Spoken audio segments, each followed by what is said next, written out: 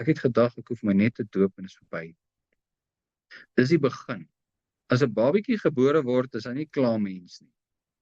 Hy het nie klaar gelewe en is volledig en hy bly 'n babietjie vir 50 of 80 jaar nie. Hy groei op. En ons moet opgroei.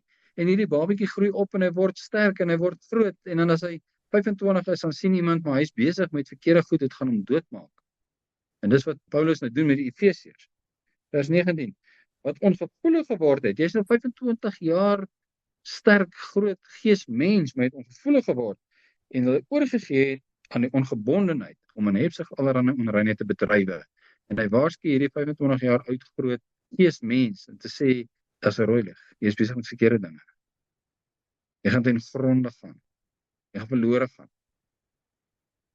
Vers 25. Daarom lê die leuen af en spreek die waarheid, elkeen met sy naaste, want ons is mekaar se lede. Hoekom sê hy dit? En word dit nou reël op reël, gebod op gebod? Nee. Hy sê, ek sien hierdie goed by julle. Vers 17, dit sê betuig ek dan in Yeshua, dat julle nie meer moet wandel, soos die ander heidene ook wandel in die verdwaasheid van hulle gemoed nie. Hoe wandel hulle? Daarom lê die leuen af. Efesiërs, ek sien julle lieg sommer vir enige ding. Hy sien die vrug van wat in hulle hart aangaan. En hy sê, jy moet jou hart bewaar, want die vrug is besig om te verklap wat in jou hart aangaan. Lê die leuen af en spreek die waarheid, elkeen met sy naaste, want ons is mekaar se lede. Hierdie is nie 'n nuwe wet nie. Hierdie is nie die herhaling van die 10 gebooie nie. Hierdie is iets wat nie in 'n weergebore mens se lewe sal manifesteer nie. Dit sal nie gebeur nie. Vers 20, maar julle het Christus nie so leer ken nie. Hoe? Daarom lê die leuen af en spreek die waarheid. Het hy gelieg? Hy het nie. Nou word ek soos hy. Wat sou ons daarom te gebeur? Ek gaan nie meer lieg nie. Hoekom lieg 'n mens? Wat ongevoelig geword het en hulle oorgegee het aan die ongebondenheid. Ek is nie gebind om nie te lieg nie. Hoe het jy dit reg gekry? Ek het my hart verhard. Want die gees binne in my sê, jy doen dit nie. Ek het 'n nuwe skepsel geword, ek wil dit nie doen nie. Maar nou begin ek dit doen. Hoekom? Om in hebsug allerlei onreinheid te bedrywe. Dis hoekom mense lieg. Ek is besig met goeters wat die waarheid nie gaan toelaat nie. Byvoorbeeld, ek is besig om bedrog te pleeg iewerster. En iemand vra, wat doen jy? En nou lieg ek vir hom, anders gaan die bedrog ontbloot word en dan gaan die hebsug wat ek het vir daai ding nie realiseer nie. Ek gaan dit nie kry nie. Nou lieg ek. Ek sal ook mee lieg. Ek wil die waarheid verander. Nou lieg ek. Ek wil die uitkoms manipuleer of dalk forceer. En nou lieg ons vir mekaar. Ek beskerm my leuen. Ek sal dit nie doen as die gees binne my is en hy verander my en ek word soos Yeshua nie. Wel, ek sal dit dalk doen want nou is my vlees in stryd met my en ons val. Maar ons staan weer op. Want ek is nie 'n leuenaar nie. Wat is die verskil?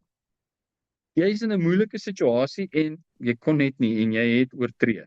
Jy het geval. En jy staan op. En jy draai om en jy bely dit. Jy sê ek's verkeerd, jy gaan maak reg. Het geval. Wat is 'n leuenaar? Hy doen dit die hele tyd. Dis wie hy is.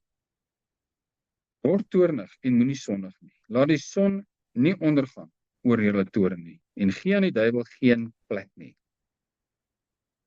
Ek gaan nie deur al hierdie goeters een vir een gaan nie. Die gevaar is, ons wil hierdie reël op reël maak. 'n beginsel. Dis 'n beginsel om nie te lieg nie. Dis nie so nie. Dis my hart wat sê, ek hou nie daarvan nie. Ek wil dit nie hê nie. Dit verafskuw my. Ek haat dit. Leuns. As ek lieg ook, ek haat dit. Maar as ek vir dit lief is, maar ek lieg nie, want hier staan dit as 'n gebod, dan is ek in die moeilikheid. Ek doen dit nie, omdat ek nie mag nie. Dit beteken, ek is dit. Jy mag nie doodslaan nie. Nou slaan ek nie dood nie, omdat die gebod sê ek mag nie doodslaan nie. Maar eintlik is ek 'n doodslaaner, 'n moordenaar. Ek mag net nie, maar ek is eintlik. Maar die ander kant van die saak is, ek het doodgeslaan, maar ek haat dit. Ek wou, ek weet nie hoe kon ek nie. Dan is ek nie 'n moordenaar. Ek is iemand wat in die lig wandel wat geval het. En ons sal val. Dis onmoontlik dat ons nie sal val nie, maar wie hom deur wie die struikelblok kom. Dit beteken jy sal val. Ons soek nie 'n verskoning om te val nie. Jy soek nie 'n verskoning om te val nie, want jy haat dit. Ek soek nie 'n verskoning om dood te maak nie, want ek haat doodmaak. En dis waar ons moet by uitkom. Nou kom ons se klem lê op dit, is ons lees hierdie en dit word vir ons nuwe gebooie. Moets en moenies. Dit mag dit nooit wees nie. Die ou mens moet afgelê word, want die ou mens hou van ongebondenheid. Maar die nuwe mens haat ongebondenheid. Hoekom? 20. Maar julle het Christus nie so leer ken nie. Hou hy van ongebondenheid? As hy sou hou daarvan, sou hy dit gedoen het, want hy is die Almagtige, hy kan kies. Maar hy hou nie van ongebondenheid nie. Nou word ek verander en ek word soos hy. En wat Paulus nou hier sê is, hoe hou jy nog van ongebondenheid? Jy het Christus nie so leer ken nie. Jy is mos nie veronderstel om te verander soos hy is. Hoe is jy nog steeds besig om teenoor jou naaste te lieg? Jy het nie Christus so leer ken nie. Wat is aan die gang? Jy is mos veronderstel om te verander, om nie van lieg te hou nie. En dis die beginsel. Dit is die openbaring. Dit is die boodskap. Dis verskil tussen die ou verbond en die nuwe verbond. Ou verbond was wette met gevolge as jy dit oortree. Nou is ons in die nuwe verbond en ons word deur die Gees van God verander om te word soos Yeshua. Maar ons lyk anders dan wat Paulus hier vir hierdie mense sê, is ek kyk vir julle en julle lyk anders. Ek sien julle lieg vir mekaar. Hoekom haat jy nie die leuen nie? En ons moet dit identifiseer en sien, ja, ek haat die leuen, of ek haat nie die leuen nie. En as jy nie die leuen haat nie, sê Vader, daar's fout met my. Want as ek kyk na Yeshua, ek het hom nie so leer ken nie. Hy het gesterf vir die waarheid. Maar ek is nog nie daar nie, help my.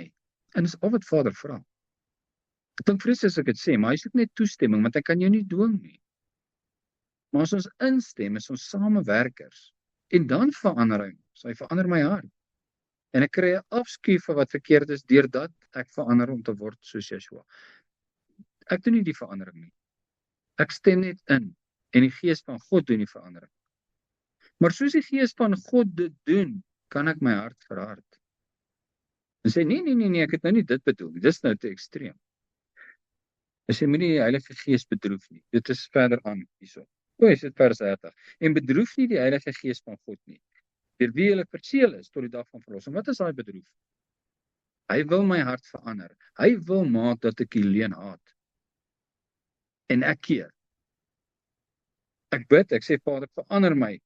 En die Heilige Gees verander my. En ek keer, deur my hart te verhard, dan bedroef ek hom.